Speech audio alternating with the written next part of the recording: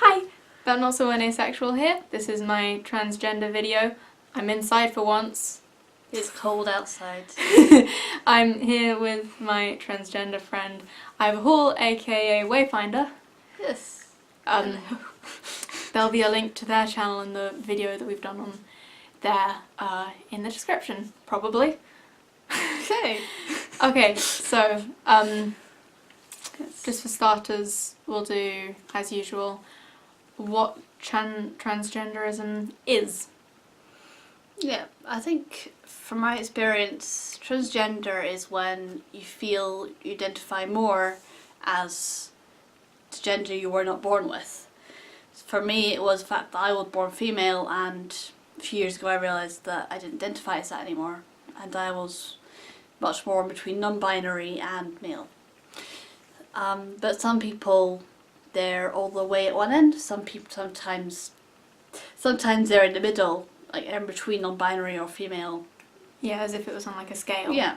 So some people are very specific, some people more fluid in transgender spectrum, I guess. So in its most basic form, it's when you change gender, normally between the two basic male and female. Yeah, but then like that's what most people who know the word, who haven't got experience with it, that's what they think it means. But it can also be like on a scale, sort of. Yeah.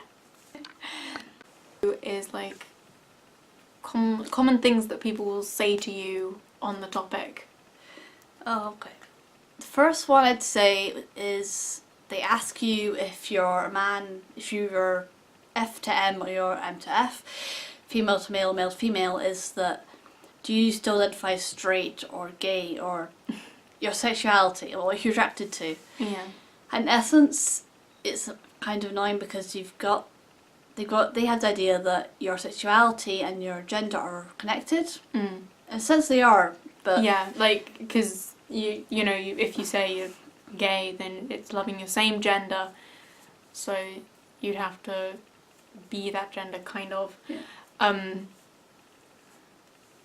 So yeah, I did actually wonder about that at one point myself. Fair enough. But yeah, I kind of just landed on the conclusion that I guess you just identify as whatever you want, and that's what finsexual and minsexual, just being attracted to masculinity or femininity, are there for. So that you don't have to say like gay or straight, you can just say fin or min. I will define those in another video later. Yes. They're slightly complicated, but they're fine. And they're not very well known because they go with like having gender issues. Yeah. Sounds like I'm saying it's a problem. I'm sorry. It's not. I don't think anyone thinks that now, but no. It's when more you Yeah.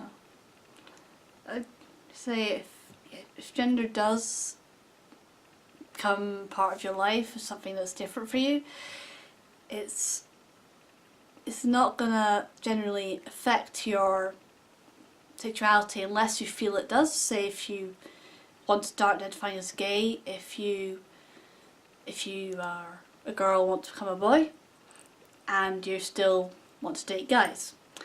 Or sometimes you don't identify as either and you're asexual or you're pansexual, like all of them, or you're another sexuality that Bisexual. Bisexual is the other one. For a while I identified as bisexual because that's something you can say to people they won't question you on because you're into both genders by saying that. Yeah. It was later on that I realised actually it's much more romantic attraction I have than sexual attraction. But that's my personal experience. Not all people who are transgender are asexual. It's a whole variety of sexualities transgender people have. So yeah. What about, because there was that kid the other day when we were waiting to get on the bus when it didn't arrive, when it arrived late, and the kid came up and said, "Are you trying to be a man?" And I was like, "Mate, what you saying?" that kid was being a slight kind of wanted to turn around and punch him and be like, "Get the fuck away from my friend." Yeah, it was more shock I think I felt behind you. Yeah, I just saw your face, you're like, what say, what do? Yeah, like, how do you react to that? Because yes, you're trying to appear more masculine because if you're F to M, then you will identify as more male and female, obviously, or all male in some cases, sometimes not in some cases. So it's, you can't exactly say yes because you may be more complex than that. So yeah, that kid was just being far too upfront. Yeah. And annoying. Yeah. And immature. And all that stuff. But another thing is that often, because there is like, there's being too upfront and blunt about it. And then there's also like, The opposite. there's the opposite, which often, like, I actually find that it's like a nice thing, like at least you're trying, when somebody comes up to me and is like, oh, I don't want to offend you, I'm sorry, it's offensive for me to talk about sex in front of you. I don't actually find it annoying because it's like, at least you're trying. There are people who don't even try, there are people who try to do the opposite and bring you down. So it's nice that somebody's at least trying to be accepting, even if they don't really understand what they're doing. But yeah, like, how do you feel when somebody's like, oh, I don't want to offend you, I don't want to offend you, I don't want to offend you? I think It's offensive for me to talk about specific genders in front of you. No, I think it's depends who you're talking to. If it's a stranger, you might feel like a bit awkward because you've never met this person and they're asking you something really personal and they're trying to suss you out. Sometimes it feels offensive, but if it's someone you know, like when Judo asked me about it, and I'd explained to her because she's lovely. She's from Eastern Europe, I think, somewhere. Yeah. No, she was really nice about it, but sometimes they stare at you because they can't quite figure it out, and you'd rather they just came up and asked you. Yeah, you're just like just come and ask. Are you a gender non-binary person? Like, yes, I am. Thank you for asking. But sometimes it's look. Yeah. If it's adults, it's more offensive than if it's kids. Kids are naturally curious and shy, so. Yeah. Especially our age. Yes. Our age covers a very broad horizon there. Like 18 to however. Like whatever age you are. I'm 14. Yes, for 18 to 14 years. So, high school age. There are people younger than that who are also awkward. Yeah. When I was younger than that was me. I think we're all pretty awkward at that age. Everyone's Pre-teens. I'm pretty sure everyone's just awkward all the time. And this is an incredible tangent from video. It's fine. Yeah. I mean, how much does gender matter nowadays? Because it is slightly mistaken how important it is. Help me out with this dog. Like, obviously, it is convenient from a romantic point of view, knowing the gender of the person. From like a relationships, but honestly, I feel like relationships is the only time it should matter. The rest of the time, they're just a person. Human. Like, I don't pick somebody whether they should be my friend or not based on whether or not they are whether or not they're like the right gender. What their gender is. I will be friends with somebody if they're nice and not if they're not. Yeah. Personality. Yeah. Or physicality usually. Yeah. Depends, some people are more judgmental. And I think that I have actually known some people who are quite judgmental about that kind of stuff, but I've kind of just like, I've just been looking at them and being like, what makes you better than them just because they don't identify as something you identify as? And some people are really close-minded, because there is like, there's a guy in one of my classes, in a couple of my classes actually, who is constantly insistent that transgenderism is a mental illness. And I could actually... That is not true.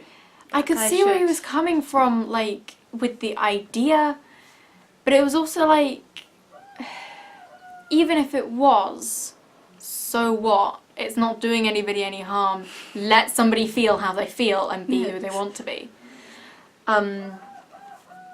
Yeah, it's like, maybe at one point it would have mattered if you saw it as a mental illness, but these days it's not. Also because there are plenty of people with things that are definitely mental illnesses that manage to live their lives and be perfectly nice people. And yeah, it just seems kind of insensitive. No, I mean, it does, things do branch off, like gender dysphoria is when you have strong sort of low mood because of a certain feature. Like my chest, sometimes it'll feel like it's this massive thing in my brain. I get that too.